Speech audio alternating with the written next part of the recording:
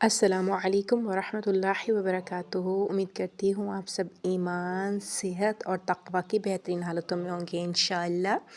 اللہ تعالیٰ آپ کو ہمیشہ اچھے حالوں میں رکھے۔ آج توضیح المسائل کا لیسن نمبر 12 ہے۔ شروع کرتے ہیں۔ نحمدہ ونصلی علی رسولہ الکریم، اما بعد فاعوذ باللہ من الشیطان الرجیم، بسم اللہ الرحمن الرحیم۔ 4 مقامات پر رفع حاجت حرام ہے، بند گلی میں، چنانچہ وہاں کے رہنے والوں نے اس کی اجازت نہ دے رکھی ہو۔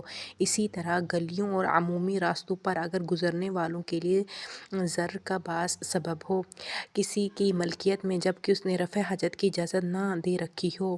تیسری، ان گلیوں میں جو مخصوص لوگوں کے لیے وقف ہوں، مثلاً بعض مدارس فور ہے مومنین کی قبروں پر، جبکہ اس فعل سے ان کی بے حرمتی ہوتی ہو، بلکہ اگر بے حرمتی نہ بھی ہوتی ہو پھر بھی جائز نہیں ہے، مگر یہ کہ زمین مباحات اصلیہ میں سے ہو۔ اور اسی طرح ہر وہ جگہ جہاں رفع حاجت دین یا مذہب کے مقدسات کی بے حرمتی کا سبب ہو، حرام ہے۔ پیشاب اور پخانے کے مقام کو پاک کرنے کا طریقہ۔ پیشاب کا مقام صرف پانی سے پاک ہوتا ہے، اور کوڑ یا شہر کی پائپ لائن والی پانی سے یا قلیل پانی سے 1 مرتبہ دھونا کافی ہے۔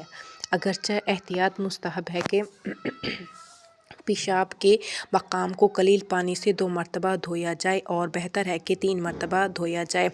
3 صورتوں میں مقعدہ پخانہ خارج ہونے کا مقصد صرف اور صرف پانی سے پاک ہوتا ہے۔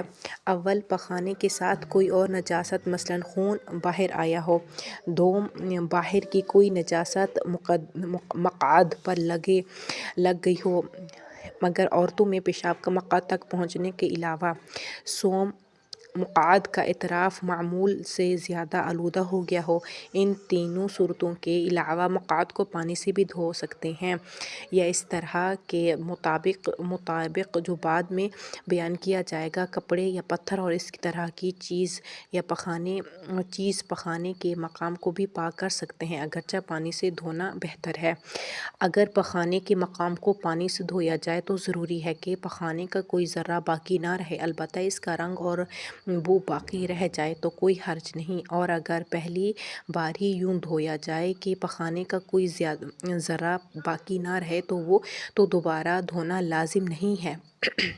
پخانے کے مقام کو پتھر، ڈھیلا یعنی کہ ڈھیلا جو ہوتے ہیں کپڑا یا اس جیسی چیزوں سے اگر خشک اور پاک کیا جا سکتا ہے، اور اگر ان میں معمولی نمی بھی ہو جو اس جگہ کو تر نہ کرے تو کوئی حرج نہیں ہے۔